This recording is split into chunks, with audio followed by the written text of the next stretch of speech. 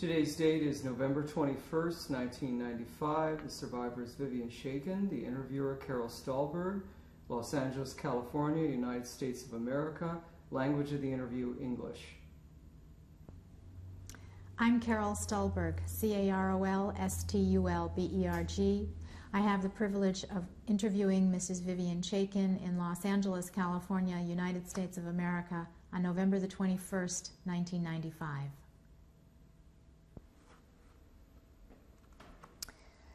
Mrs. Chakin, would you please tell us what your name was at birth? My name was Vivian Chakin. Can you spell that for us, please? W-I-C-H-N-A. And my last name was S-I-D-R-A-N-S-K-I. And where were you born? I was born in Grodno, Poland, May 1st, 1927. How old are you today? 68. Can you tell us approximately where Grodno was in Poland? Which part of Poland? Grodno was northeastern Poland, which was very close to the Lithuanian border. What were the names of your parents? Doba and Mata Sidransky. What was your mother's maiden name? Bender. Do you have brothers and sisters? One brother, Samuel Sidransky. Was he older or younger than you? Younger. He was born December 11th, 1931. What was your father's occupation? He worked for a leather company. What kind of a job did he have? To be honest, I really don't remember. Tell us, what was your religious background as a child? How would you describe it? Traditional Orthodox. And growing up in Grodno, what was your childhood like? Well, it was very nice until 1939. I was young, and as a child it was really very pleasant. Do you remember the holidays in your house, Jewish holidays? All of the holidays were observed, and it was really a joyous occasion. What was your favorite holiday? Passover. Can you describe it for us? Well, it was always the family would get together, and we would have a big Seder with relatives and sometimes friends included. Did you have extended family living close by? Yes, grandparents? A lot of grandparents right next door to us. In fact, we lived in our grandmother's house, which had 5 apartments, and we occupied one. My grandparents occupied one, and the others were rented. Which grandparents were these? Maternal grandparents. What were their names? Haya and Leiba Bender. What about your other grandparents? My other grandparents were passed away. I only remember my grandmother vaguely. I was very young when she died. What was her name? Leah Sidransky. So what was your house like? How many rooms? We had 2 bedrooms, living room, kitchen. We had a big garden with lots of trees. And we used to grow our own vegetables in the summer at times. Were your summers spent at home or on vacation? Vacation mostly, sometimes at home, but mostly on vacation. When I was 7 years old, I was sent to a sleepaway camp. Where was that? And that was not far from Grodno. It was just a short distance away. And we used to go at other times with my parents or to different places. What about school? What kind of school did you go to? Well, I started out in a private school, and then I transferred over to a public elementary school. Was it a Jewish school? Well, it was mainly for Jewish children. There were no one else. What about the area you lived in? Was it a strictly Jewish area? Well, the population of Grodno was around 60 to 65,000, and I would say that 1/3 was Jewish. Did you have Gentile friends as well as Jewish friends? Yes, I did. Our neighbors that had children, we used to play together and go places. In fact, when I was 5 years old, I was playing with a little girl that was younger than myself, and we were playing house or whatever. We took off our shoes and we just walked out the gate, because we had a courtyard with a big gate, and we were walking and ended up in a marketplace. That's my first memory of my really childhood. And there were, it was a market day, and all the farmers came in with the wagons and cows and horses, and there the two little ones were standing there, and we started crying. And then this old man came over, and he took us back home. By then, my mother and grandmother were running and looking for us. What other memories do you have of your childhood before the war?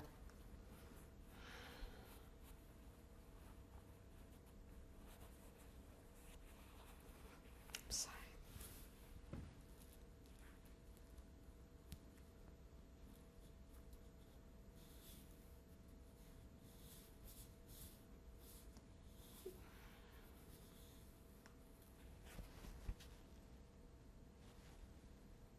Did you have a favorite subject in school that you liked a lot?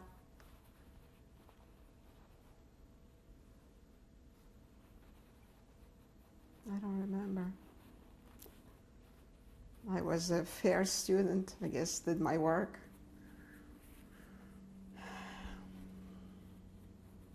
Did you go to Cheder also? No, we had, in that school, there was a provision for us to learn history and Hebrew prayers and all that, which was, so we did not have to go to a Cheder afterwards. What about going to synagogue? Did you go to synagogue with your family on Yes, holidays? holidays mostly, sometimes on Saturday. What was that like? Well, we always used to have a lot of fun outside in the courtyard because we were young and we really didn't stay in the temple to any prolonged time. Did you ever experience any anti-Semitism growing Yes. up? What kind? Well, we went to school 6 days a week, and since we observed Sabbath, we used to go to school on Sunday. And many times stones were thrown at us, we were hit, we were pushed down. How did you feel about that at the time? We feel very badly and very insecure, even though we had friends that were very nice that we played with. So, in 1939, when the war started, you were actually only about 12 years old? 12 years old, yeah. What do you remember about that period? Well, I remember that my father was drafted into the army, the Polish army. He was a medic, and he was sent to a hospital. And a few weeks, my brother was away in camp, and he came back, I think, about 2 weeks before the war broke out. And my father was away, and one morning, very early in the morning, we heard noises. My mother got out of bed and she went to the window, and she said, and the sun was already up, shining, and she says, "Oh my God, it's war." And that's when they started bombing the city.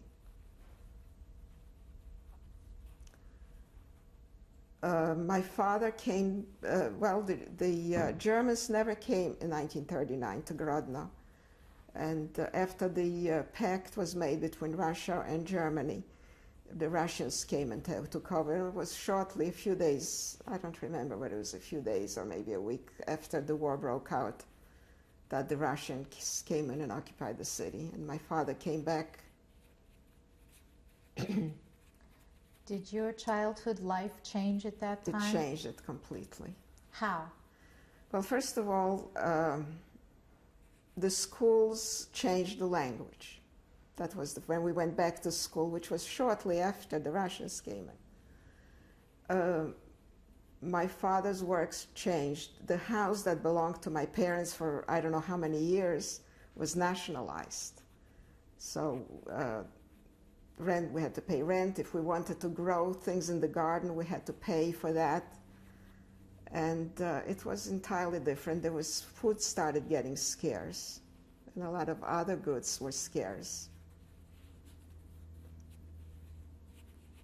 Some people were rounded up at night and shipped out to Siberia or God knows where. And it was not a pleasant time for us. What about your regular play days that you used to have? Were you still able to have We those? still had, as children, we still had play days, and we still, we went to school and all that, but it was a different atmosphere. How did things change in your home?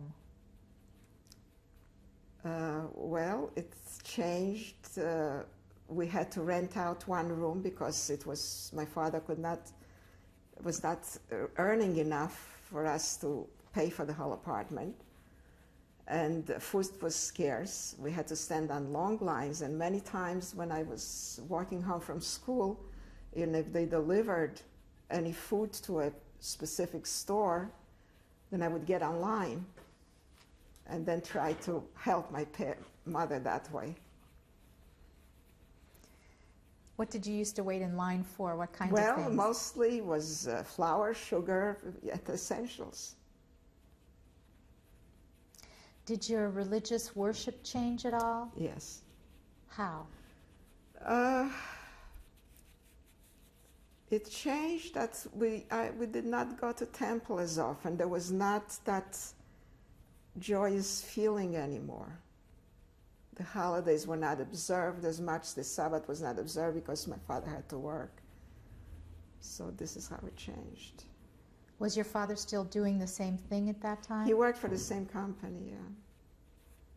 What about your mother? My mother never worked. She was at home. Was your family aware of what was going on in the other parts of Europe? Oh yes, we very well we were aware. My father had a brother in Warsaw that lived for many years, and he and his wife came and they lived with us for a while. So they told us a lot of things of what was happening under the occupation of Nazi Germany. What kind of things? Well, about the Jews and how Jews were being rounded up and beaten, and I think they left perhaps before the ghetto was established. So I don't think they could tell us anything about that. Was your family worried at that time? Well, of course we were. But there were many refugees that came in from the others, from the German-occupied Poland. And a lot of them were, since Grodno was very close to the German border, the Russians did not allow too many refugees in the city, if any, and they would round them up and ship them out constantly. Where did they ship them to, do you know? Well, we really, at that time, what I imagine was Siberia. I didn't know at the time. When did you see the first real signs of trouble in your hometown, as far as the Germans were concerned? The first signs of trouble, well, first of all, when the Germans occupied the city. Do you remember when that was? On June 21st, the war started, and they came, I don't know, a few days after, not very long, because they were just not that far away. Is that 1941. June 21st, 1941, when the war started with Russia. We were afraid, we were hidden. The city was bombed, large part of the city burned down. We built a bunker in the garden away from the house so that if there were any shelling or if the house is on fire, that we're not there. We were really afraid. Then, after the bombing stopped and all that, they started rounding up people. The Germans, they surrounded up teachers, government officials, and whoever they met in the street that they decided to take away. So those were the first signs. Then, outside Grodno, there was a village called Kelbasin. They had, in that village, they built underground or in the ground little huts, and there were about 30,000 Russian prisoners of war. They all probably starved to death. And on some occasion, we would see wagons with bodies just covered over and being taken someplace. So those were the first signs.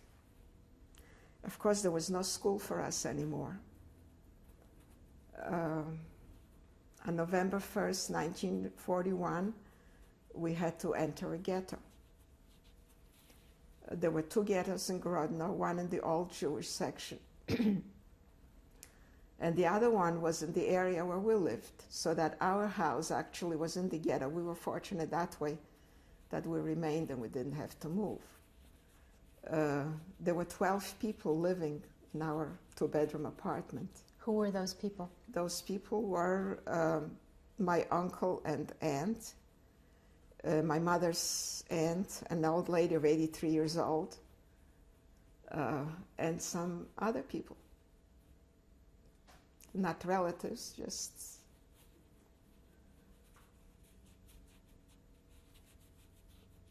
What were the conditions like, the daily routine? Well, the daily routine, we were not allowed outside the ghetto. The bread was rationed. The only meat we got was horse meat, which we couldn't even eat. The atmosphere was not very pleasant. There were always, the Germans would always come in and demand different things, whether it's furs or jewelry or money or whatever. If they felt like getting into the ghetto and shooting somebody, they just did that. They just walked in once, the commandant, which was Wiese, and he just walked into the Judenrat and started shooting and killed people just like that. Did you see that happen? No, I was not there at the time. They would come and perform searches in the houses. They came to our house and they searched, and they took some things that they took a liking to.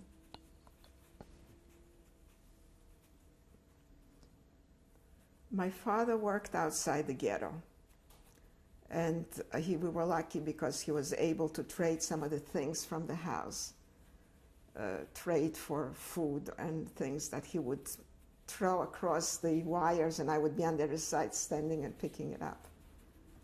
So the ghetto was surrounded by barbed wire? Barbed wire, sure. Were there people guarding? Yes, always. What kind of guards? Germans. Did your mother work in the ghetto too? No, my mother did not work in the ghetto. And what about you? I worked not in the second ghetto. Well, I really should go.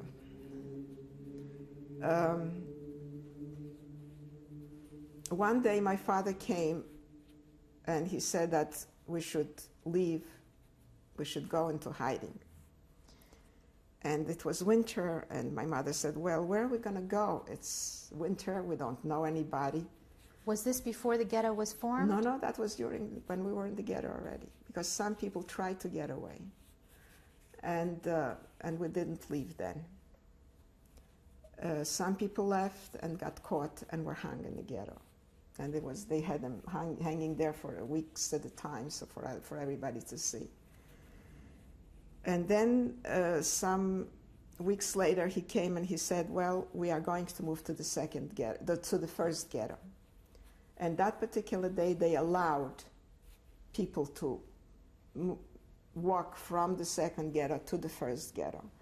And we just took our knapsacks and some clothing, whatever we could wear, and we just left everything and went to the first ghetto. Who was with you when you went? My mother, my father, my brother, an aunt, and uncle had children, my father's sister.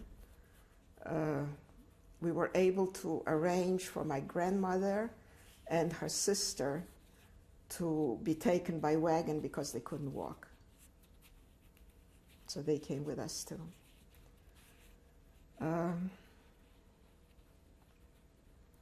In the second ghetto, we moved in with my father's younger brother. They had a couple and a young daughter living there, but they went into hiding, so there was room for us to move in because it was a very small apartment. Eventually, I started working there, and we were making slippers for they said for the wounded Germans. They set up sort of a factory like in the bathhouse of the city. And did you get paid for making these slippers? No, we never got paid for anything. But being that I passed my 14th birthday, I was supposed to work. How many people were living with you in this ghetto at that time? Well, in the ghetto, it's really hard for me to say because there were a lot of people from the surrounding areas. And I remember one day when we were still in the second ghetto, we saw a procession of Jews in wagons and whatever form of transportation that were driven out from their homes in the small towns, and they were taken to the camp Kelbasin, which I mentioned before, and from there they were shipped out to extermination camps. At this time, did you know about extermination camps? Were you aware? Well, we were aware. There was talk about it, but people did not believe it. It's like everything else in life. Unless you see it and unless you feel it, well, it may not be so. So were you able at all to go back to school or to have any education at this time? No, nothing. No. When we were in the second ghetto, one of the women that lived in our house was a school teacher. And she did gather up the younger children, like my brother, and she taught them. But I was older already, and there was nothing for us. What were the food conditions like in this ghetto? The food conditions was sad, but if they left us alone in the ghetto, we would have survived, as bad as it was. How long were you in that ghetto? They first liquidated the second ghetto, and that was in the fall of 1942. Then they started liquidating the first ghetto. My father had being that he worked for this company, he had a Arbeitsbescheinigung, so that we were allowed to go and in a specific place with some other people and stay there until the action was over. The action was in January of 1943, and there were about 10,000 people. It took them 3 or 4 days, to round up all these people and ship them out. Who decided who would go? Well, the decision, the only ones that didn't go was those that were either hidden or hiding, or those that had a permit to stay, like my father. My grandmother and my other relatives were all taken away. When the action was over, the ghetto was made smaller so that the apartment where we stayed, we could never go back to. So, in fact, when we came out, we had no place to go. And we stood in a gateway, like in one of the houses, and we just didn't know. We had no place. And this old lady came out and she says, "Oh, children, come with me. You have no place to stay. Come with me. I'll take you in." Was this a Jewish woman? Yes.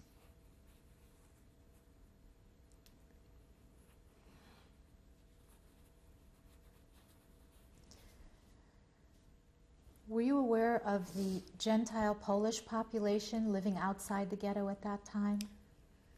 Well, they were there, but we had no contact with them. I mean, my father perhaps did because he was working and he was able to trade barter with them. But other than that, we had no contact. So after this action in January of 1943, what happened then? Well, after the action, my father went back to work. Life went on. What I also wanted to mention, which I didn't before, is that before we went into the ghetto, we gave a lot of our things from the house away to our Gentile friends.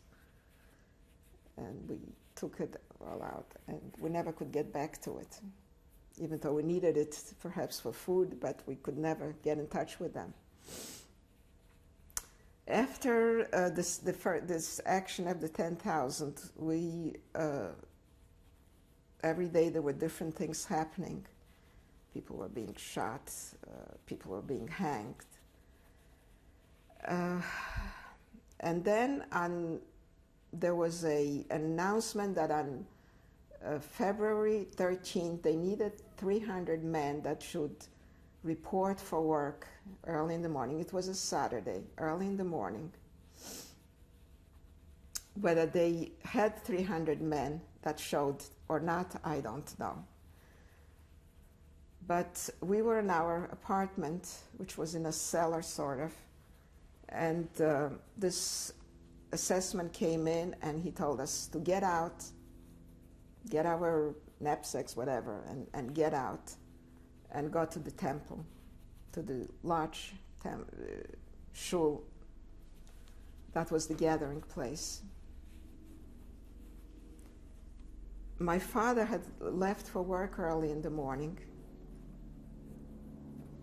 and we didn't know what had happened, whether he did go to work or not, or whether he was rounded up and sent someplace, or whether he was in the temple.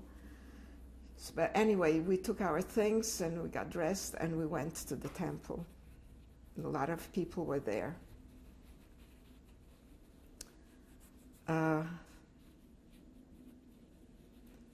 We waited for my father to come back from work, if he did go into work.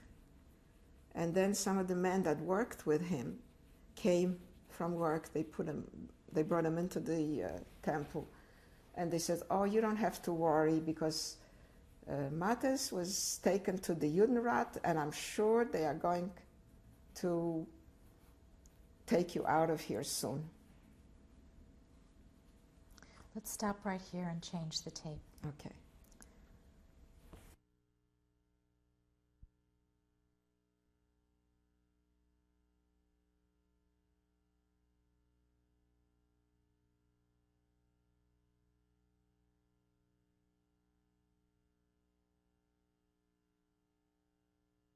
You were saying you were all taken to the synagogue. Your father had been at the Judenrat, and you were waiting for your father to return. What happened then? Well, my father never returned. And we really didn't know what happened to him. We spent the night there. At 4 o'clock, around 4 o'clock in the morning, the Gestapo Commandant Wiese came in and started shouting everybody out. How many people were there? That transport was 5,000 people, and it was, they were deported in 2 days. This was the last transport from Grodno ghetto. Were all those 5,000 people in the temple at one time? Most, yes. It was a large temple. And it was all packed in. I mean, there was hardly room to sit. We went outdoors and lined up and started marching towards the railroad station. Actually, it wasn't the railroad station as I knew it, but it was some siding along the railroad. And we were put into cars, and we started traveling.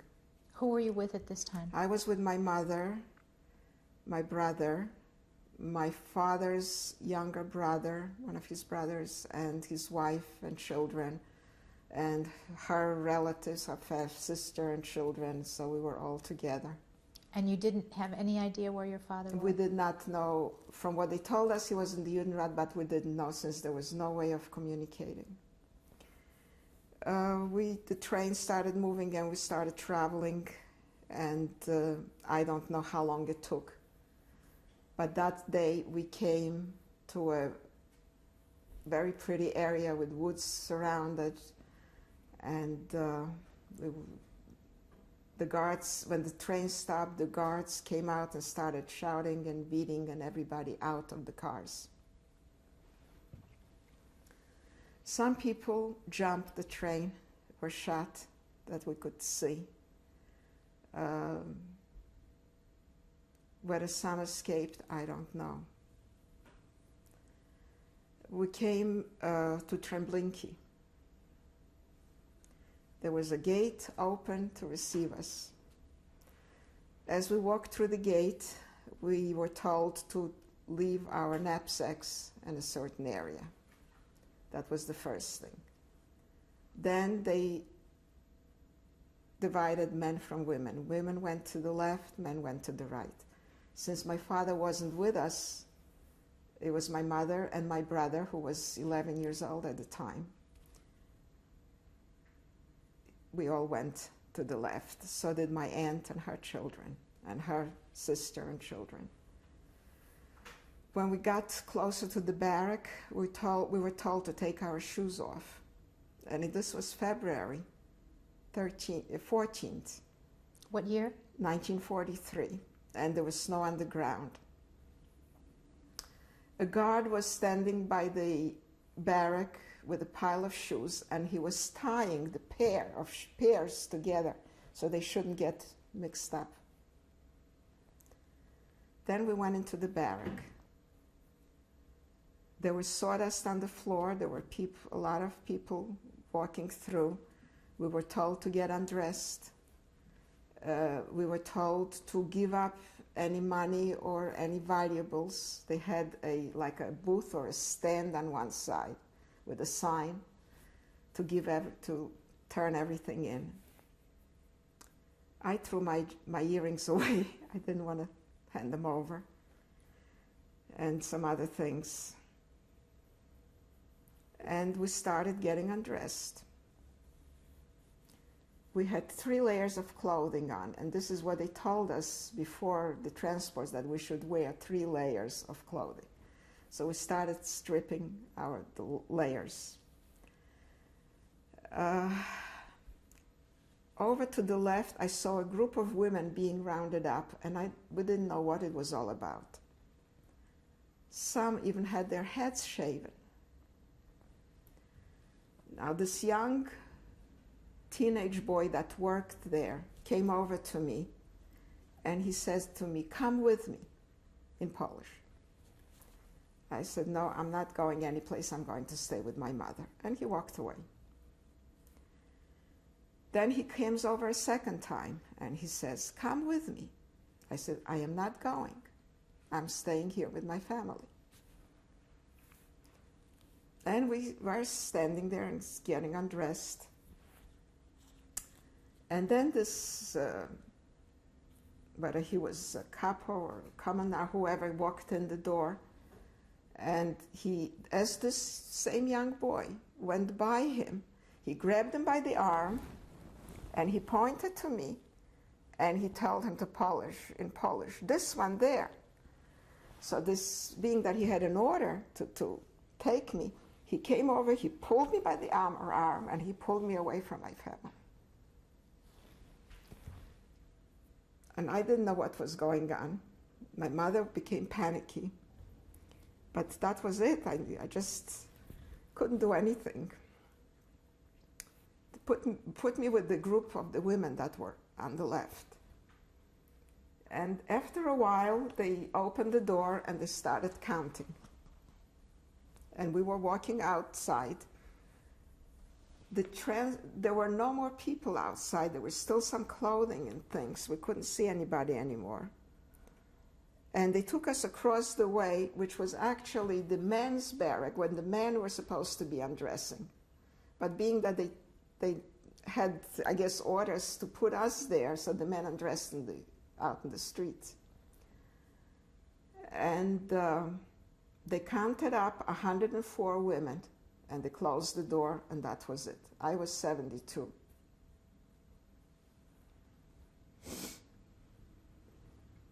There was a lot of crying and a lot of panic, and we didn't know what was going on. And then they came and they brought in, some of the women were undressed, and as I said before, some had their heads shaven already. And they came, men came and they brought in armfuls of clothing for us to get dressed again. I still had my first dress on, not the third one, but the bottom dress I still had on. And as they put the clothes on, then people started taking clothes and started getting dressed because it was very cold. And one of the women put on a coat, a gray tweed coat, and that was my mother's coat that she just took off.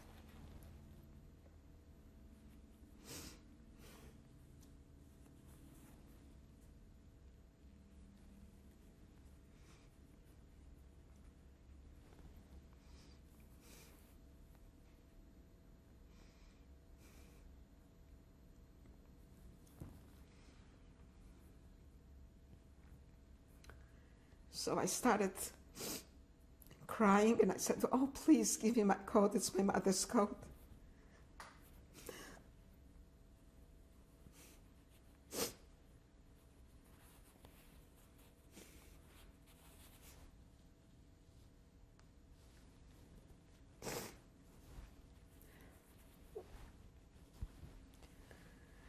So she gave me the coat, and I found her gloves and her pictures and different things that she had in her pockets. We stayed there overnight. Nobody slept at night. At the far end of the barrack, they had skins hung, like furs. We just couldn't figure out what it was. It was the tunnel. That was to close off the tunnel that led to the gas chambers. And they didn't want us going to that part. So they hung things there. During the night, we heard more people, footsteps, marching all night. Well, we didn't know. We knew where we were and what was going on, but we really didn't know exactly what was happening. In the morning, they came in and they told us that we're going on the train. So they loaded us. Oh, in addition to the 104 women, they also took 3 male doctors, medical doctors. They joined us. They loaded us on the train. It was 1 boxcar with 2 milk cans of water and some bread. I don't even remember. Nobody wanted to eat anyway. They sealed the car and we started traveling. I don't remember how long we were traveling, but it was very bad. Before you actually left the camp, did you see anything else of the camp? We didn't see anything, really. The only thing that we did see is naked men at a distance walking, but we did not see, other than the piles of the shoes and the knapsacks, we could not see anything. Because those 2 barracks were right at the entrance of the camp. And what was beyond, we could not see. We traveled, I don't know how long, and it was very bad. The sanitary conditions, I don't have to tell you. It was impossible. There was no place even to sit. And finally, we got to our destination, and it was late in the day. It was early evening. Was that the same day? No, I don't know how long we traveled, but it was not the same day. because from Trebniki, which was to Lublin, I really don't know how far or how long it would take under normal conditions, so I really have no idea. They took us out of the boxcar. I don't remember whether we were fed or given water. I really don't remember anything. And when we realized that we were in another camp, that there were people there. And they lined us up and marched us out of that camp and marched us to Majdanek.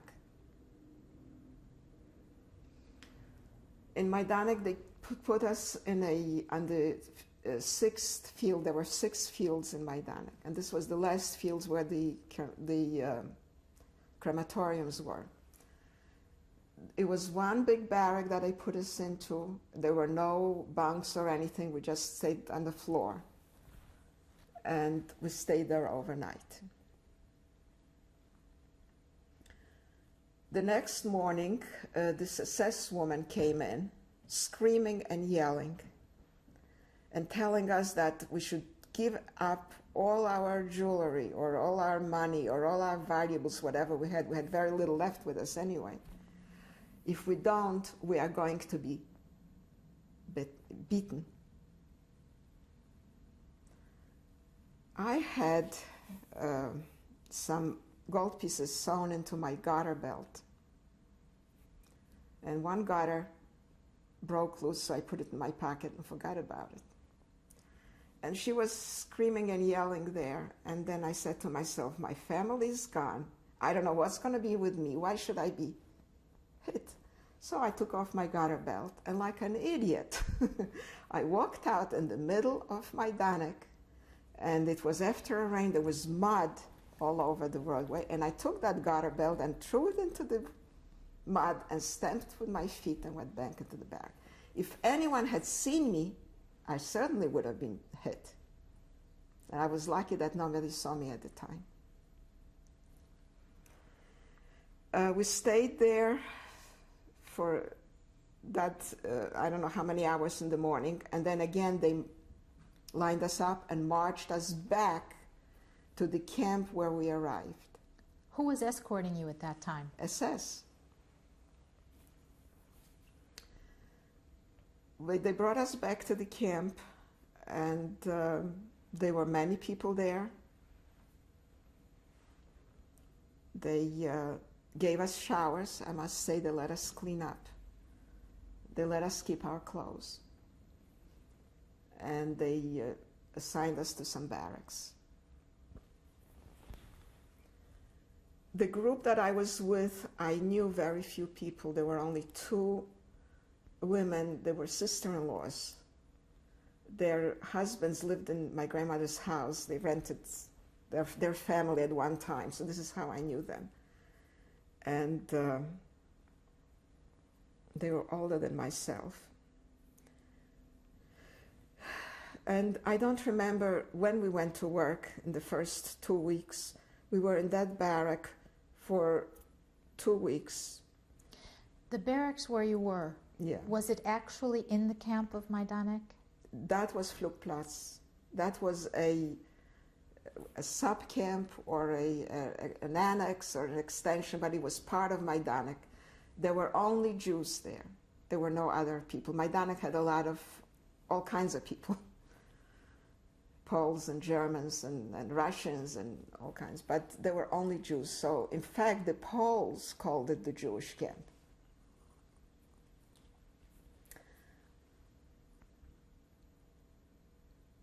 I don't remember if I worked the first two weeks because it was a terrible shock of all that happened. And after the 2 weeks, they took us out of those barracks and they put us in what I should mention is that this camp was a small airfield, an old airfield. It had 2 hangars, and it had a garage where they fixed the planes. So they took us, they had converted that garage hangar as living quarters for us. It was one wooden building, and they put bunks, or shelves I should say, 5 floors high. There were about 12 to 1,500 women in the camp at the time, and we were all in that one structure. One match and the whole thing would have blown up, because the bunks were lined with straw. Where did you sleep? I was on the 4th floor. How'd you get up there? Well, they had wooden, I don't know, there weren't really steps, but there were blocks of wood that were nailed to the pole that held, and we just had to go up that way. What was the daily routine like while you were there? We got up very early in the morning. They had a siren that would wake us.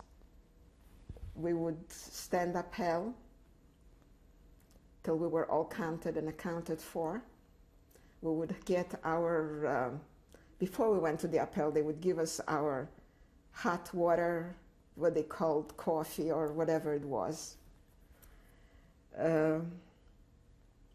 We would, after we were counted at the uphill, then we would regroup into work commandos.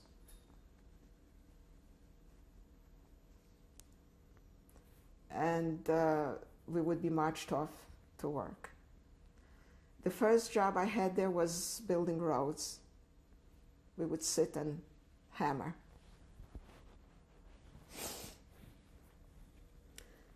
Being that I worked outdoors, I saw a lot of things that perhaps other people didn't see.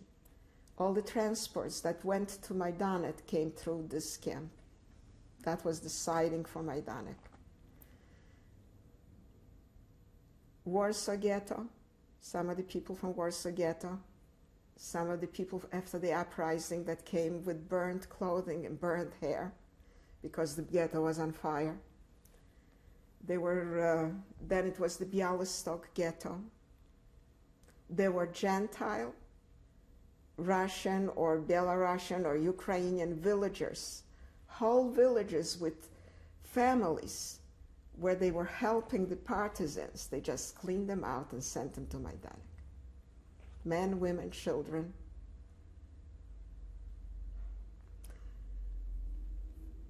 And when the Bialystoker people came, they selected a lot of them to remain in our camp. What I would also like to add is that after our transport from Grodno, the remaining Jews that hid in Grodno were sent to Białystok.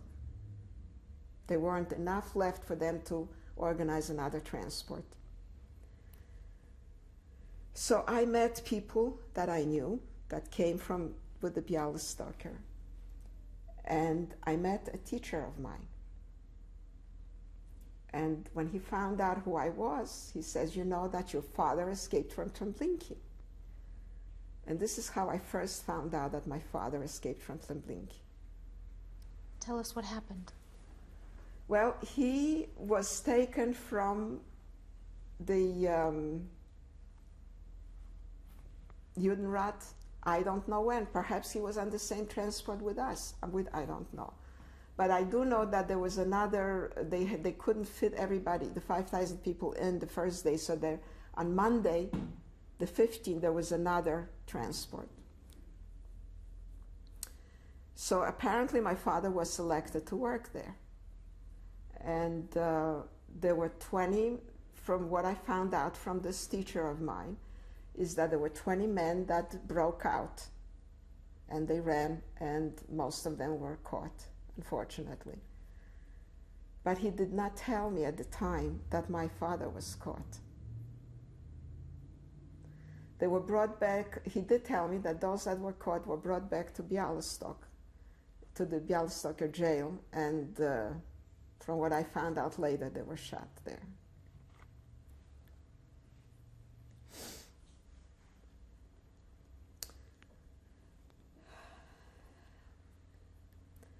After a while, in this Flugplatz, first of all, there were selections all the time. We had what they called a revier, or a little hospital that had 16 bunks for the women, for the 1,500 women. And every Friday, a truck would pull up to clean out the sick people. And they would be taken to Majdanek.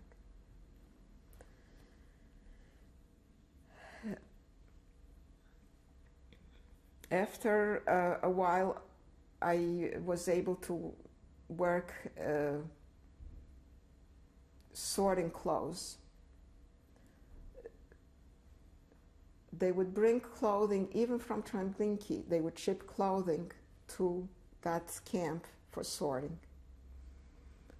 And they would pile the clothes into one area, and we would take it to another area where it would be sorted. There were daily beatings, there were hangings. They had this Dutch young man who had a beautiful voice, stand in the doorway of this place and sing all day. What kind of songs? German songs, classical songs, all kinds of songs. Jewish songs, all kinds of songs. In fact, that when I was, I'm mixing up too many things. Let me ask you, did you ever get beaten while you were Yes. there? Who beat you? Well, I was hit on the head once because I stopped to rest while I was carrying something.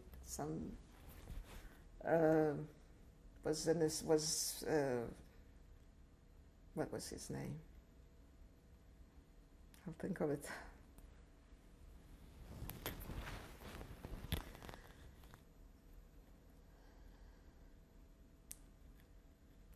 Did you have capos who oversaw There what were you did? capos that oversaw us. Some were better than others. You know, there were different, there were all kinds of people. Were they Jewish also? They were all Jewish, yes. There were no non-Jews there. They were, the guards were all German in the camp at that particular, in the beginning. The food was terrible. What was that like? Well, it was some kind of a turnip. I don't know what you call it, a yellow large turnip that they would chop up. But it would be okay if it was thick. It was like water with pieces of that and something to thicken the water, which we thought it was sawdust, because it looks like sawdust. That was our midday meal. In the evening, we got a piece of bread. And sometimes, maybe once a week, we got a little slab of margarine.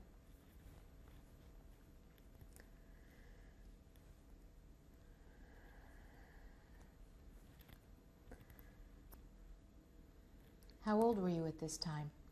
Well, when I got to the camp, I was 15. And my 16th birthday was in May 1st.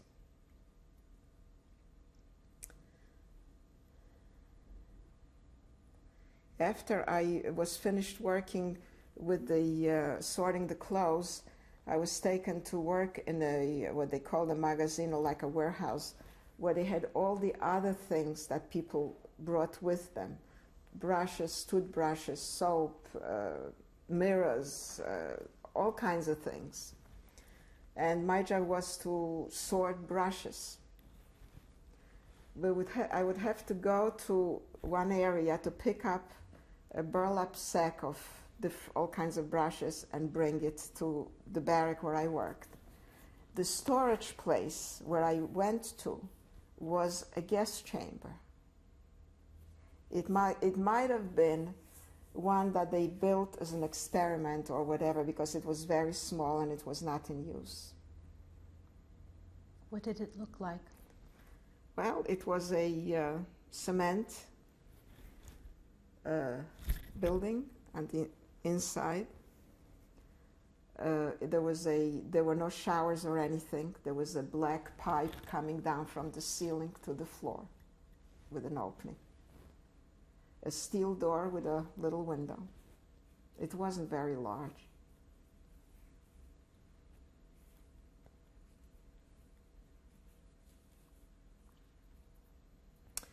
After I worked there for a while, they decided to build a new camp for us. And so we had, they shipped prefabricated sections of barracks, and we had to carry it to the area where they built the camp, which was an extension of where we were. And 4 of us would carry a large section of the barrack on our shoulders, which was rather heavy for us. And if we didn't move fast enough, they hit us.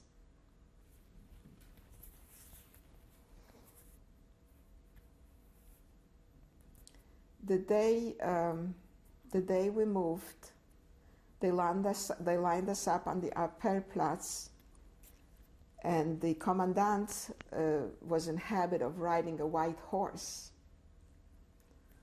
And he would, again, they always felt that we had money, we had jewelry, everything was taken from us, but they still were demanding that we turn everything in.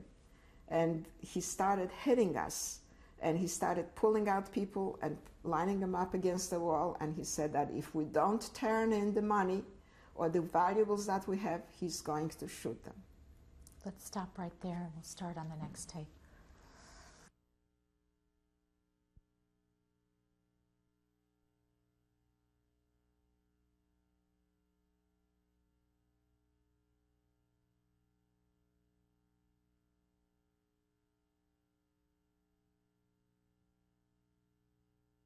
It's 1995.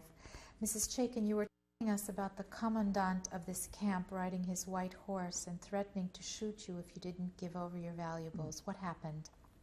Well, he did not shoot anybody, and when night came, they let us go to our new barracks. They built 5 barracks for us. Before you tell us that, excuse me, what was his name? Do you remember? No, I didn't know his name. But there was Bamberger, was the one that hit me once on the head. There was a Fleischer. There were others. Some of them we didn't know their names. They had nicknames. They were very cruel. I once saw the water supply that we had was 1 faucet, and there was a large tank of water and that 1 faucet. And this one day when I was working outside, I was watching this Bamberger and another man, another assessment. They took a hose attached to that faucet, and they got a hold of this young woman, very nice looking young woman, and they started spraying her with water and hitting her, to such an extent that that woman became hysterical, and I think she just broke down and they had to take her away. And that went on for quite some time. There were hangings, especially of men. One of the women that I knew later, that I met later on, her husband was hung in that camp. One Sunday they lined us up, and they marched us to the men's camp. And this singer that I told you about from Holland, he was hung in view of everybody for no reason. We never did find out what the reason was.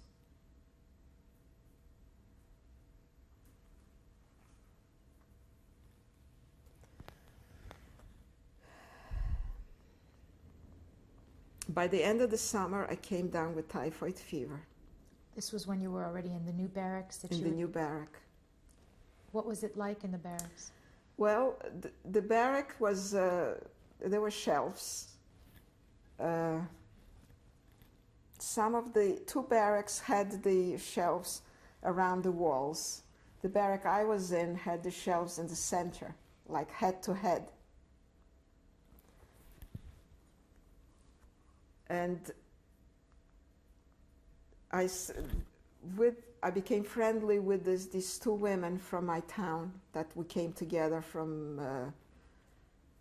Grodno, and we were from Treblinki, and we became very close, and we shared with the three of us and two other women. There were five of us. What were the names of your closest friends there? Luba and Riva.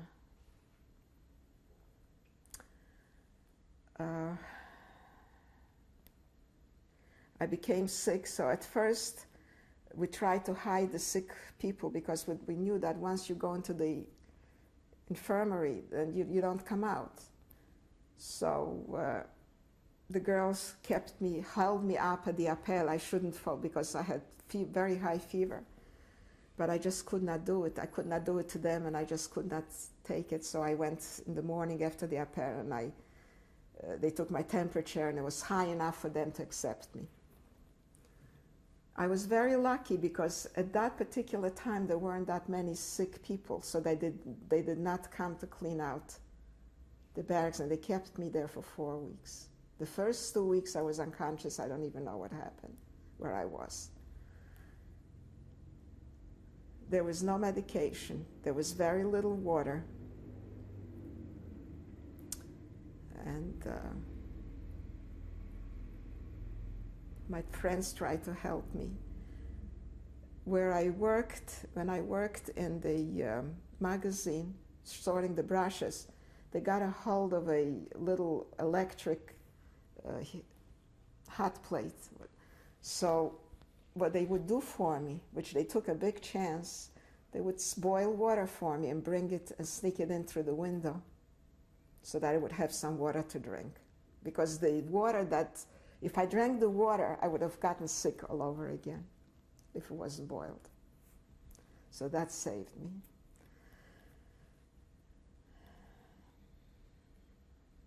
One day, they decided to disinfect those 5 new barracks of ours.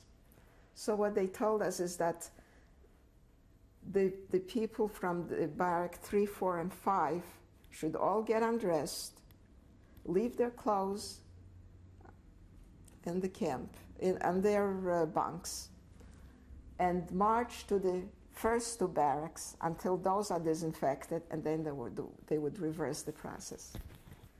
Well, we were naked, and they were just standing there, and it was a parade for them.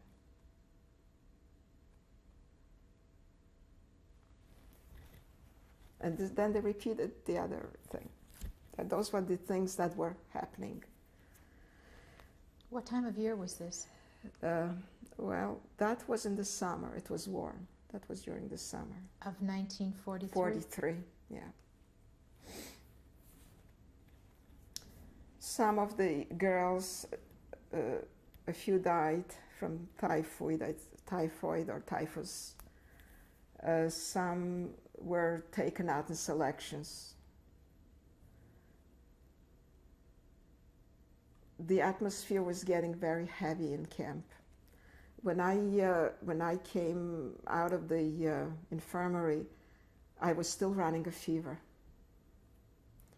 And they let me stay in the barrack. Not for 2 days, they allowed me to stay in the barrack. But I stayed only 1 day, and I couldn't stay the second day because it was horrible to be there all by yourself. It was just impossible. So I went back to work. And luck would have it that they would have a selection there, and they told me that I don't have my job anymore, that I should go out in the field again. And after that, I came down with dysentery. So I just couldn't even sleep in the barrack. I slept outdoors. I just could not. It was horrible. The atmosphere became very heavy. There was no more clothing to sort. There were no more transports coming in. And there was a feeling like something was going to happen. One day, as we were outdoors. They needed some women to peel potatoes. So I was lucky enough to be chosen. And when we were sitting and peeling potatoes, they came in and they said that they need 25 women to volunteer to go to work in a marmalade factory. So we said, a marmalade factory? Are they kidding? And we knew better than to volunteer. So we said, no, we're not. But there were some that did volunteer and left. A week later, when the woman in charge and somebody else, they came for supplies, they needed 25 more women. I said, I'm going. I couldn't take it. I was very weak after the illness. The atmosphere in the camp was terrible. So I pleaded with some of the girls, let's go, let's go. Nobody wanted to go. Then Luba said, my friend Luba, and the other one, she says, well, I'm going. I said, if you're going, I'm going. And we left. They put us on a truck and they drove us to that Mileev, which was actually was a food processing plant. We cleaned carrots for whatever reason. We chopped pumpkins, and whatever they made marmalade out of it or whatever they did with it, I don't know. They had a machine that peeled potatoes and then they dehydrated it. It was all for their soldiers. We lived in a barrack that was half underground. We slept on bunks that didn't even have straw, and we didn't have any blankets. And it was very cold because it was already October.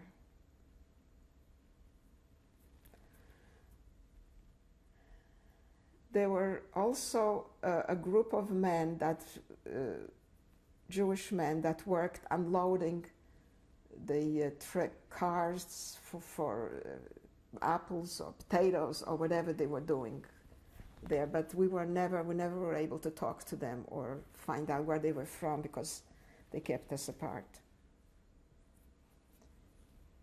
Were you able to get extra food while you were working in this? No. Every week, I was there only 3 weeks, but every week our capo, I mean, she was, it was only her title. She was really pretty fair to us, and she would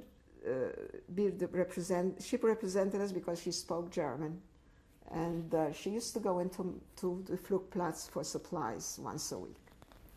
And the last time she went, she came back, she says, things are very bad. They took hundreds and hundreds of men to Majdanek to dig graves. It seems that there was a stabbing, that a young 17-year-old boy stabbed an assessment in the camp. I don't know if this had anything to do to what happened afterwards to the whole camp, because that was the orders from someplace else. But the atmosphere was very bad. And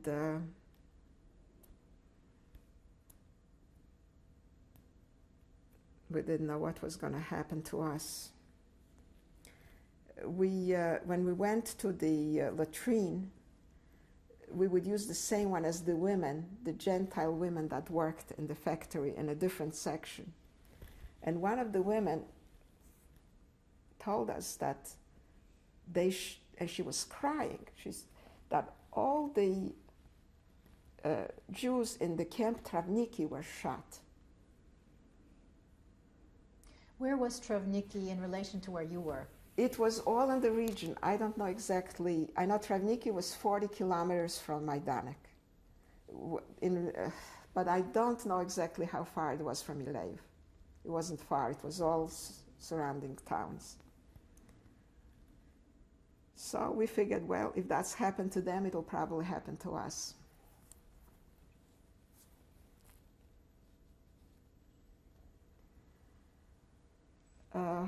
one afternoon, as we were standing there and working,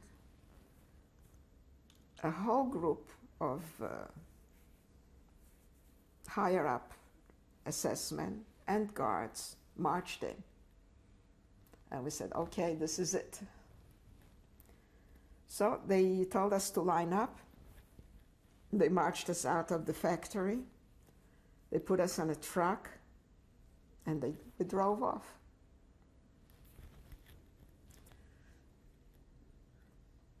I don't remember how long we were driving. We came to Travniki. The camp was empty. There wasn't a soul there. They put us into a barrack, and then they brought the men that were working there, they brought also. And they put us together in the same barrack. And this, we thought that, well, that's it. That's the end of all of us, because they never kept men and women together. Travniki was a camp where families stayed together. They did not separate men from women or children. They had a large factory of uniforms. They made fur parkas for the Russian front, for the Germans. They had a factory for that. And perhaps some of the boots, I'm not sure. We came into the barrack. The bunks were all around the walls, and in the middle was a large table with benches, and there was still food on the table that people started to eat and never finished.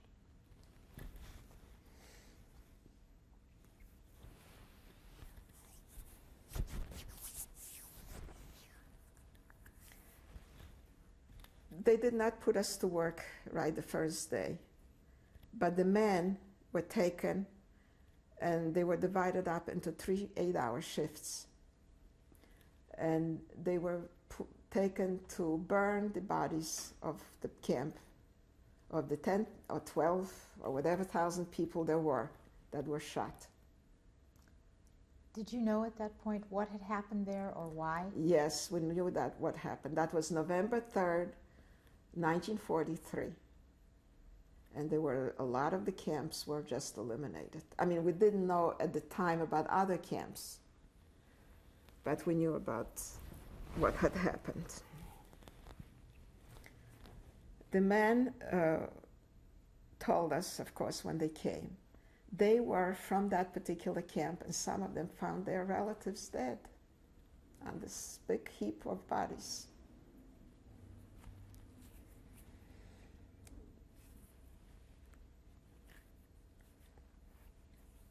They worked for 1 week, and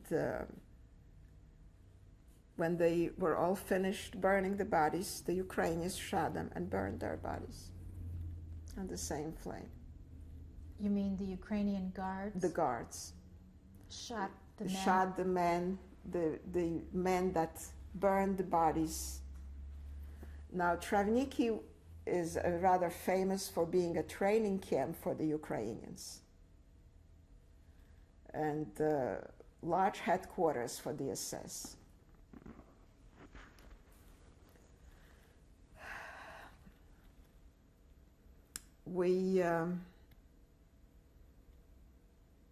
I think the second, the third day when they put us to work to clean out the barracks,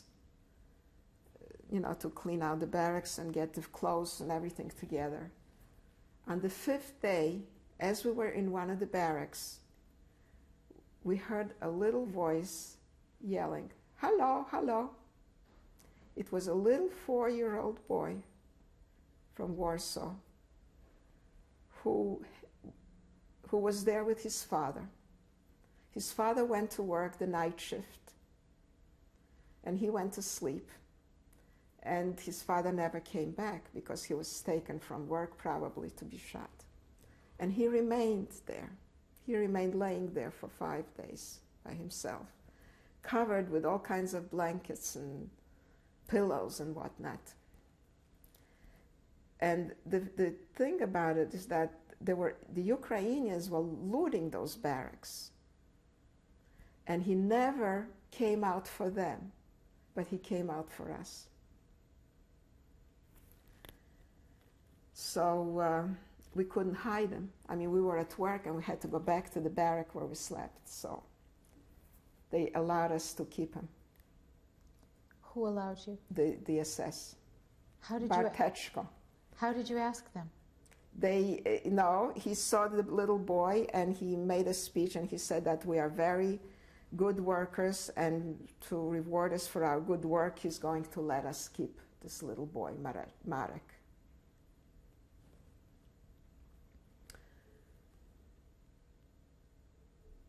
There was one more woman from Travniki that they brought into our barrack, and she was left with us. There were others that they found and they shot afterwards. There was one that came in and asking us for food and help, and we gave her what we could, and then she said she has a child and she has to go back, and she went back and we never saw or heard from her again. After the men were killed, the men that came with us, they took us out of that barrack and they put us in a different barrack, a small barrack where they kept prisoners, Polish, Jewish prisoners of war. And they had a little better privilege because they were separated from the rest of the camp.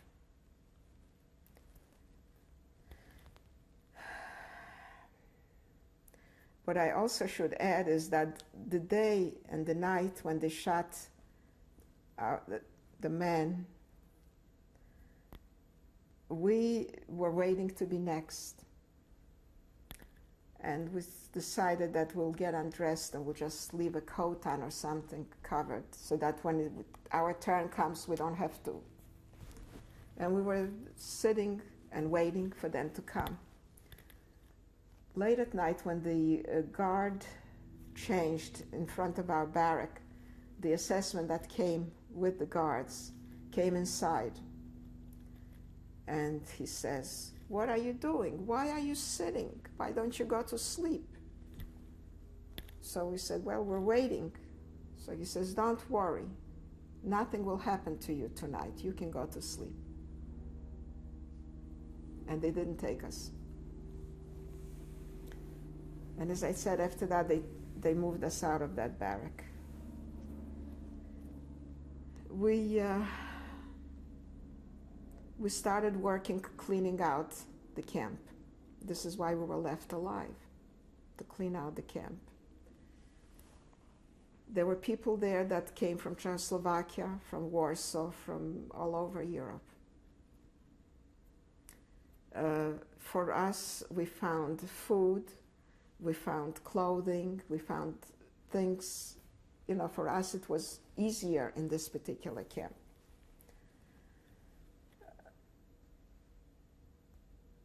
Shortly after, an assessment, an Oberscharführer from the SD is like the security of the SS, came, and he was in charge of our work.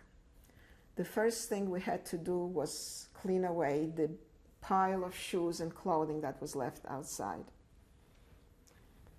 And he came with a large briefcase, and he told us that if we find any gold or any watches or any schmuckstück or anything, we should just bring it to him. And we did. What did you find? We find all kinds of things. Jewelry, watches, some were valuable, some more valuable, some less valuable, but whatever, we gave it to him.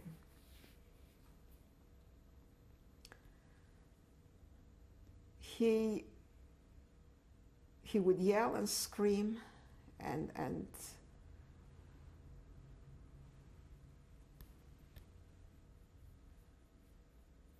we would come every day from Majdanek by car. He drove, and take back his loot with him.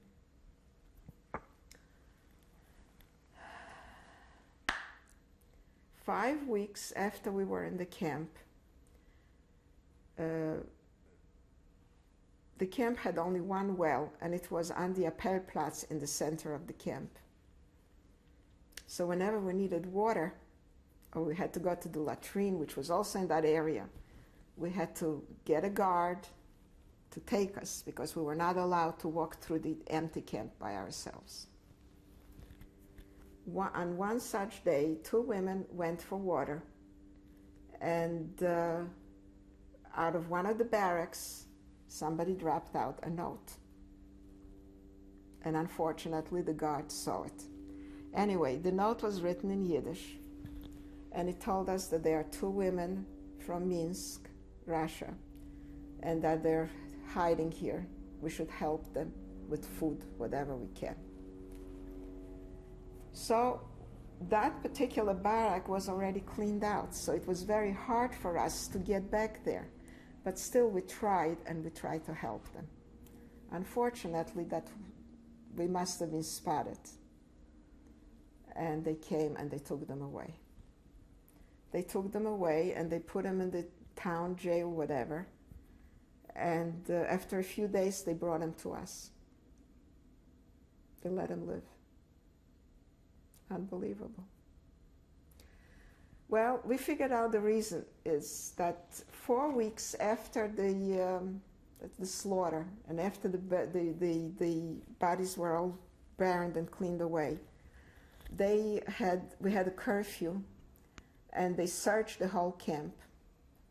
Whoever was found naturally was taken out and shot, and if they didn't find anybody, then the camp was considered Judenrein, so that there were no more Jews except for our group that was allowed to stay there. So apparently, it was already Judenrein, and they had no orders to shoot anybody. I mean, it's really very hard to understand why they left those 2 women live.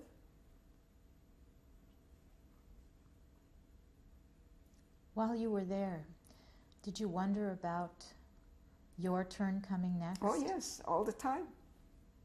We knew that once the camp was cleaned and all the clothes and everything was taken out, it would be our turn. They didn't need witnesses. But this Oberscharführer, he would always question us. I mean, he got being that we were a small group, he even knew some of our names. We were only 50 women. And he would always ask questions, and we would always say, well, we don't know anything what happened here. The men never told us anything, because they were so tired, and when they came from work, and we didn't know where they worked, so we didn't know anything.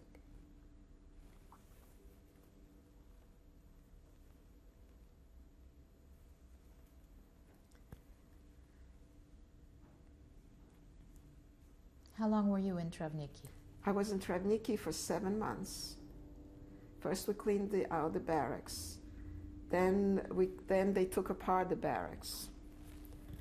Then we worked different jobs. Sometimes they would take us to the camp where the headquarters were, and we would sort potatoes in the cellar. We'd throw out the bad ones and do that. And we would work in the bakery to help them clean up and do that. We did all kinds of things there.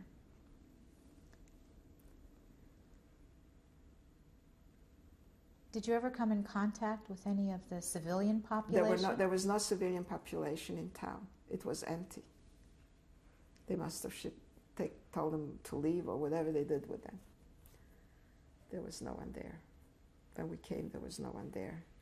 Because the bakery that we did used to go to work for on occasion was in town, and we never encountered anyone.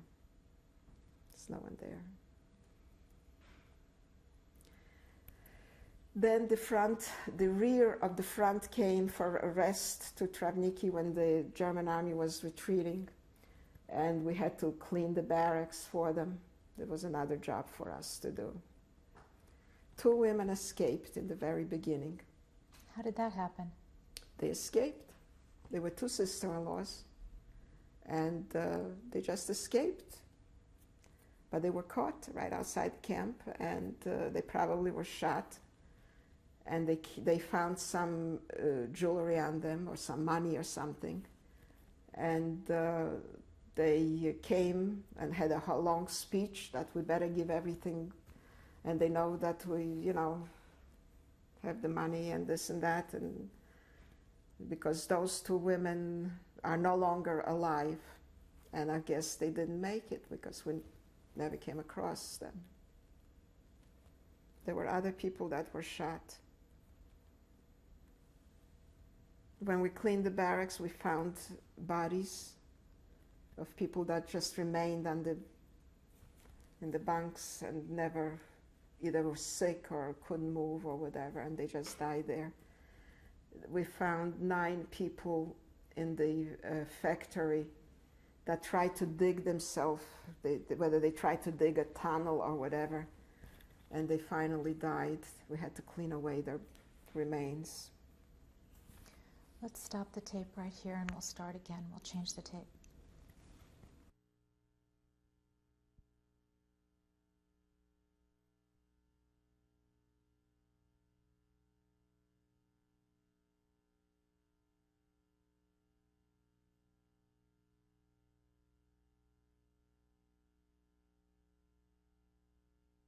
Mrs. Chakin, telling us that at Travniki you found many dead bodies when you were cleaning up the barracks.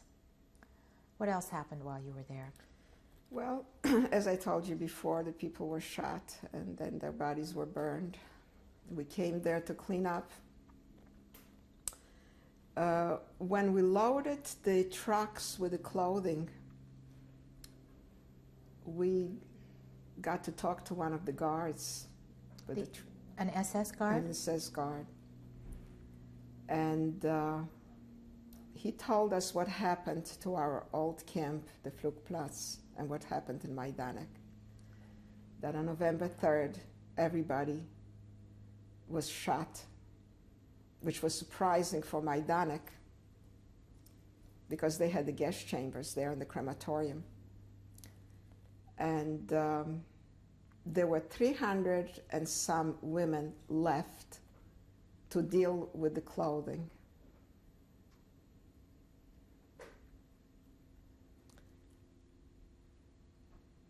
At one point, when we were in Travniki, there was a rumor that we were being shipped out. And somehow we were not shipped out, and we stayed on. From this as the camp was being cleaned out and taken apart, they kept moving us. And they moved us again to another barrack, which was right across from the guard house where the Ukrainian guards stayed. So they had a good way of watching us. And we still continued with our work. The clothing were gone, so this Oberscharführer from the ESDA, whose name we never knew, he never told us, disappeared. We never saw him again. He just left one day and never came back. We knew that something is going to happen to us. We just didn't know when it would happen. And sometimes in June, when the front was coming closer, they came and they told us that we are to leave, and they put us on a truck and took us to Majdanek. What year was this? This was 1944. We came to Majdanek. The camp was empty. There were hardly any people there. The only group that was there were German political prisoners, and what we could observe when they went to work was a group of Russian prisoners who were all handicapped, without arms, and we just couldn't believe our eyes that they kept them there. There were maybe 100, maybe less, maybe more, I'm not sure. When we came to Majdanek, they took our clothes and they issued striped clothes with wooden and canvas shoes, white kerchiefs, That was the uniform. They put us in Field 1, which was originally the hospital field. And the difference is that it wasn't just one huge barrack, but the barracks were divided into rooms, sort of. So, being that we were such a small group, they just figured probably that they could keep us, better eye on us there. After some time, there were two other groups that joined us. One came from Biała Podlaska, and one, I don't remember from what other camp they came, also around Lublin someplace. And we were a total of 150 women at that point. There were also some men that came with them, Jewish men, with one of this group. They divided the work between sewing and field work. And I was lucky enough that I was chosen to work indoors at the sewing. I never knew how to sew on a sewing machine, and I sewed my nail through several times till I learned. But it was still better than being out in the hot sun. The conditions were bad. The food was terrible. What was your morale like? Well, our morale in any of those camps, we tried to keep it high. How did you do that? Well, we spoke mainly of our past and our families and what life was like and what food was like and all the things that got thrown out that we wished we could get a hold of now. And talked about different things. We didn't have that much time. We really didn't have that much time, because when you worked a 12-hour shift, and then you were glad to go to sleep and rest. Were you able to keep up any religious practice while you were in those conditions? No. We didn't even know at that point, we didn't even know when the holidays were. We barely knew what the dates were.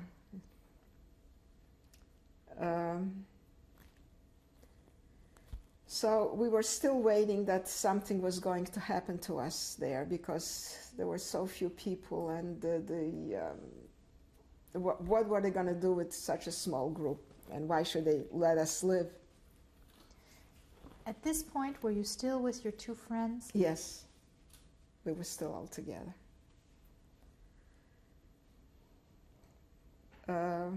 We were in Majdanek for 6 weeks.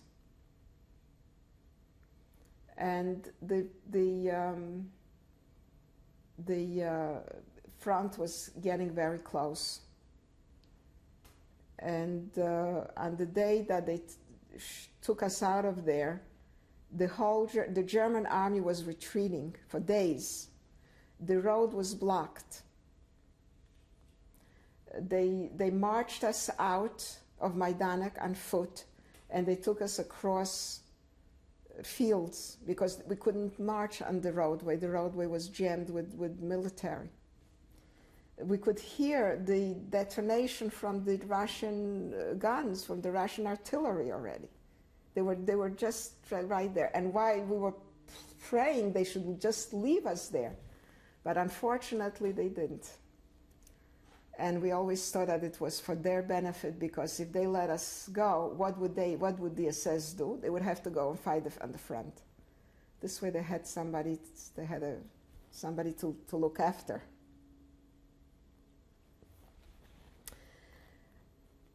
The first night we marched was raining. We slept in a field in the rain. The guards had big German Shepherd dogs that watched us. Otherwise, we would have been able to escape, because it was wet and dark. But because of the dogs, we just couldn't budge. The next day, the sun came out and it got very hot. And we needed water. There was no water. We finally got to a well. They wouldn't let us use the well. We drank the water from the puddles that was left over from the rain. The second night we stayed in in Krasnik. There was a brick factory.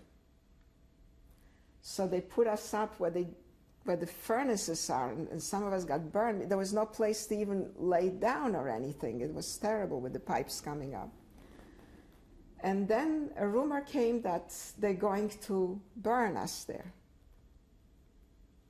That's the end. So we all started running, and we ran out into the yard there. They assured us that nothing will happen, we should go back, and nothing will happen to us, and so we had no choice, we had to go back. We continued marching, I think for 2 more days.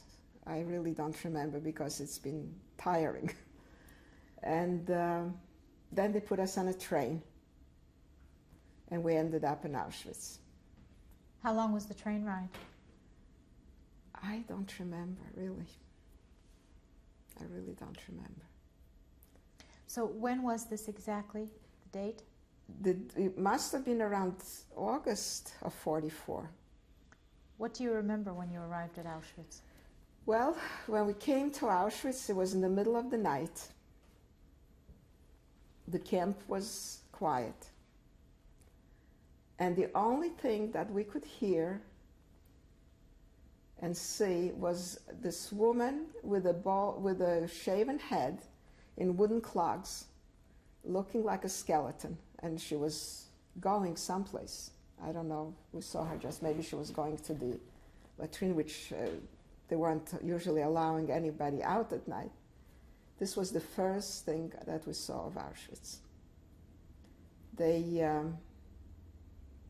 I think we stayed on the train till the morning. I really don't remember.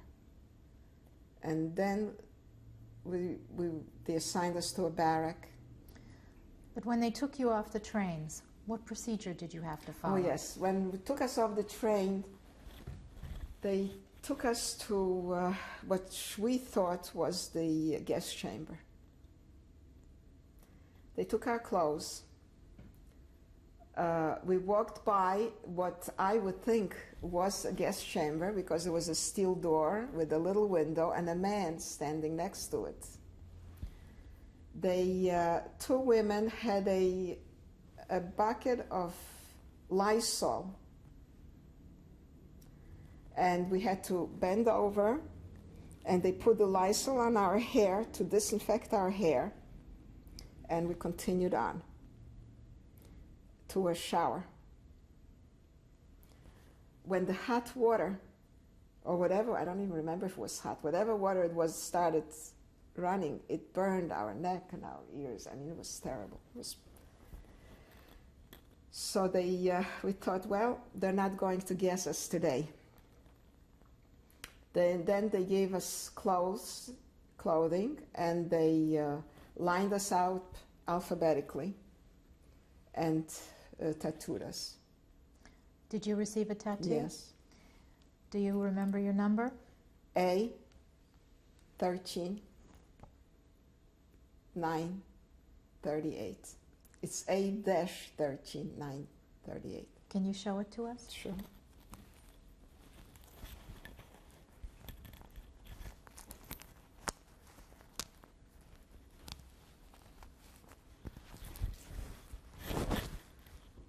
Just hold your arm like that. Just like that.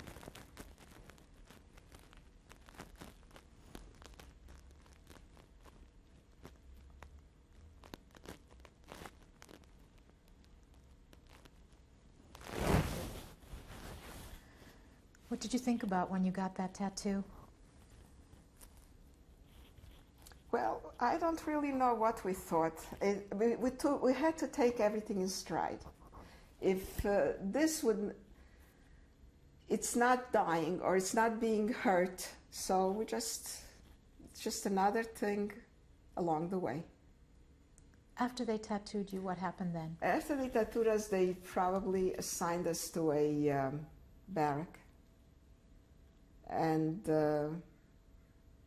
then they assigned us to work the next day, or I don't remember exactly.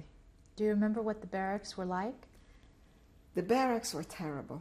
Auschwitz was terrible. We slept 10 on a shelf, and there wasn't enough room for us to lay next to each other. So we laid like herring or like sardines, head, foot, head, foot, head, foot. It was terrible.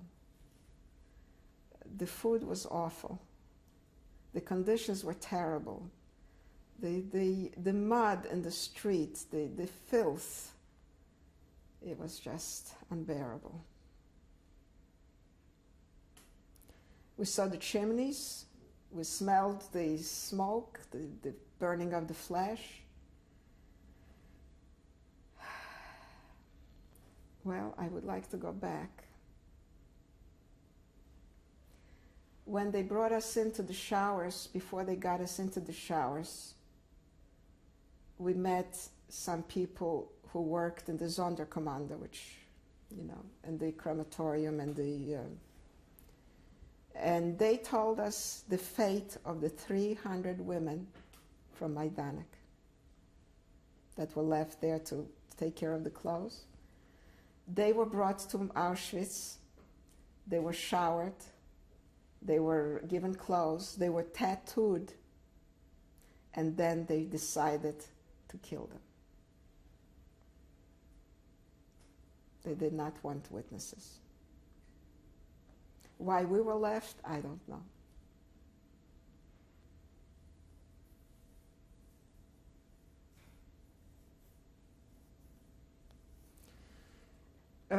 Before I went to take the shower,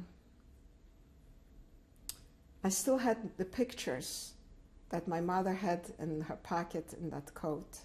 How were you able to keep those? I kept them with me all the time. And when we were in this sauna, what they call the bathhouse, whatever, I met a woman who was from Grodno. There was a woman there, and she asked us, where are you coming from? We told her we came from Majdanek. We started talking, and she says, oh, she's from Grodno. So I says, please, keep the pictures for me. So she took it, and she said she'll keep it for me. We took the showers, and we came out, and when I went for my pictures, she said she's very sorry, but they were thrown away. I don't think they thought that we would come out alive. So that was the end of my pictures.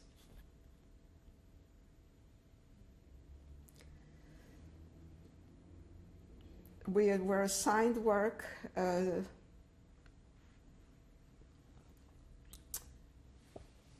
to cut sod, which was right outside the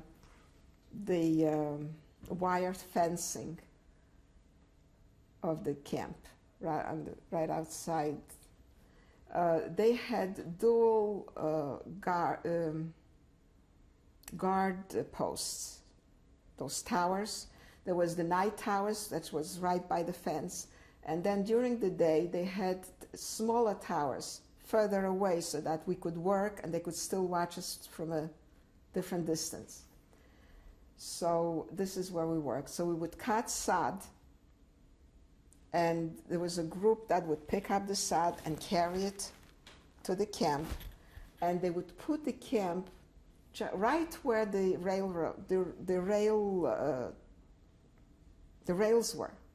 Now the rails, there was a fence on each side of the rail, and there was like a little hill, like a little raised, because the train was lower. The train rails were lower than the rest of the camp, and those little hills they had to put the sod down. Now the sod never lasted, so it would get thrown at the day away, and then again new sod would be put, and this is how they kept us busy there.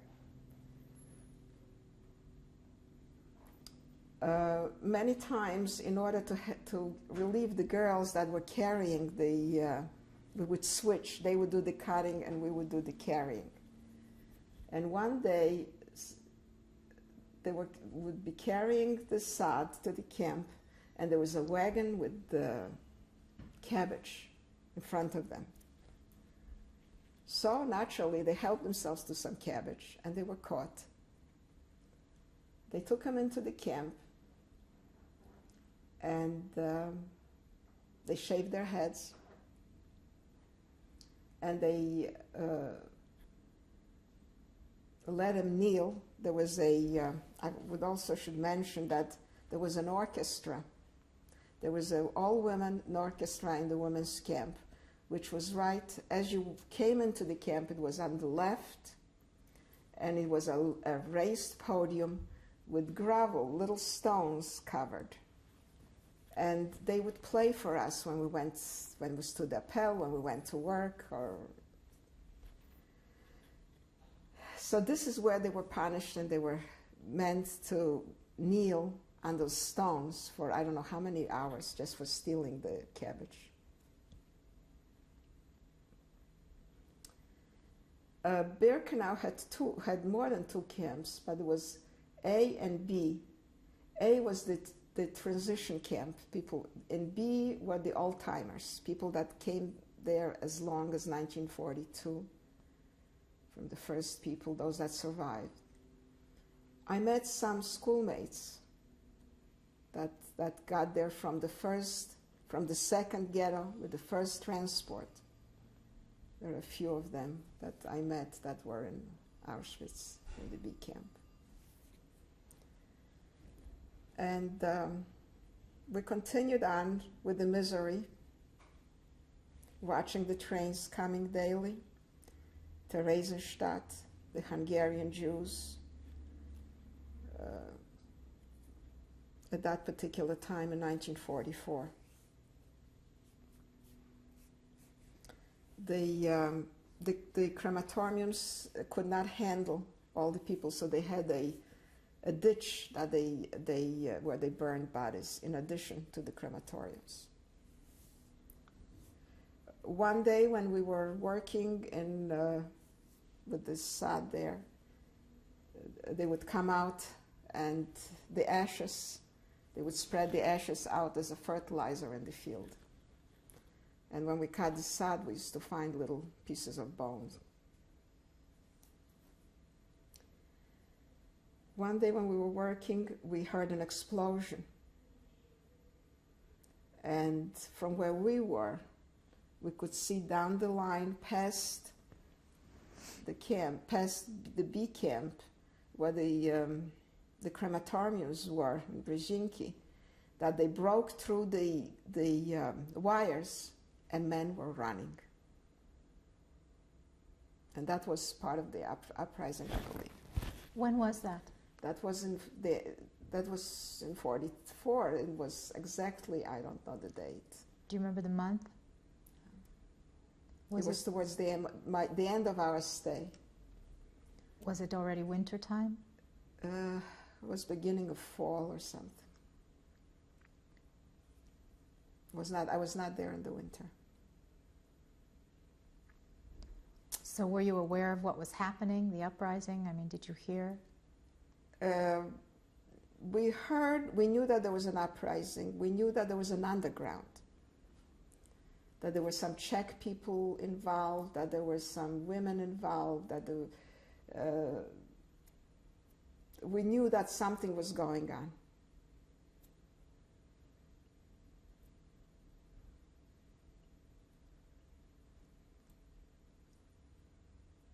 What happened after that explosion? Well, for us it was the same thing. What happened in the men's camp, I don't know, because we didn't, and I don't think we were there that much longer after that. You know, there's so many things that I just can't think of it all.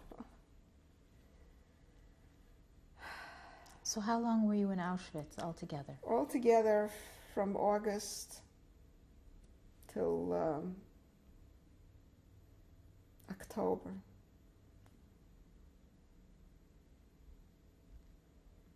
End of October.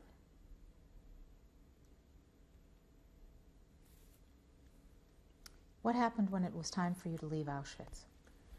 Well, when it was time for us to leave, they just rounded us up and they put us on a train. Before that, we had a selection. Mengele stood by there, and we had to be all undressed. And I had something on my back that was bothering me. And I asked one of my friends to look because I couldn't see. So she said, well, you have just a little pimple. It's nothing. Well, that little pimple was not a pimple, it was an abscess. And if Mengele had seen it, I never would have made it out of there. So lucky for me, he didn't see it. Because some people were pulled out and were not allowed to go on the transport. When you stood in front of him like that, how did he make his selection? Links, rechts, left or right. Did he ever touch any of the girls? If he did, he had a little stick or whatever he carried. Never otherwise.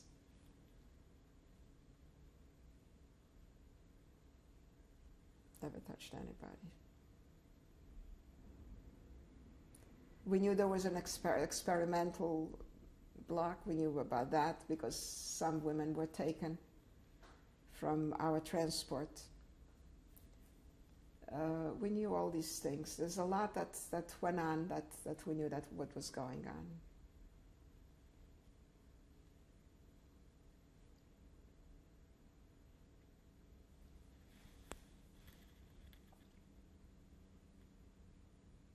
So what happened when you left Auschwitz?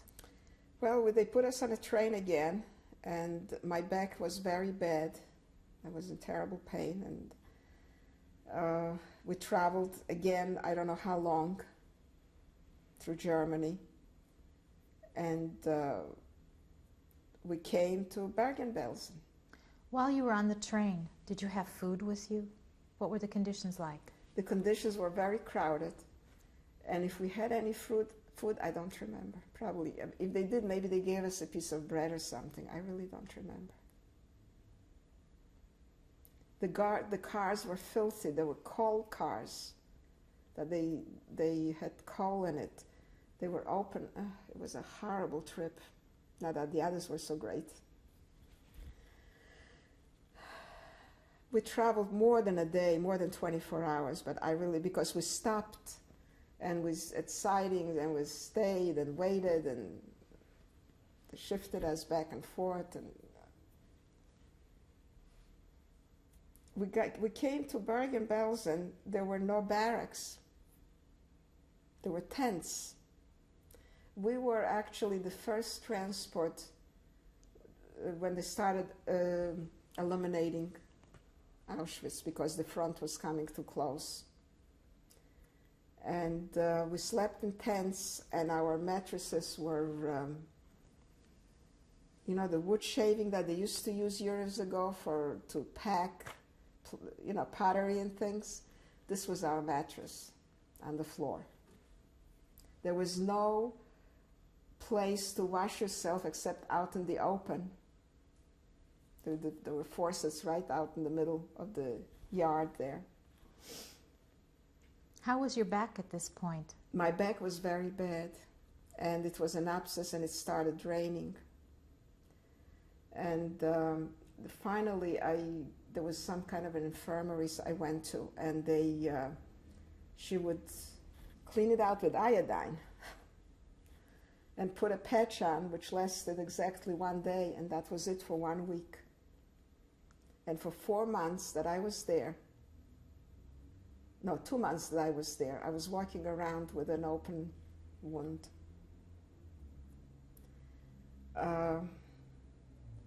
What did you do the 2 months you were in Bergen-Belsen? We did nothing. What happened while we were in the tents, sleeping in the tent, there was a very big storm, and it tore the tents down. And the ground was flooded. We had no place to even sit or lay or anything. And finally, they took us to a camp that they were building, which was not finished at the time. We're going to stop here and we'll change the tape.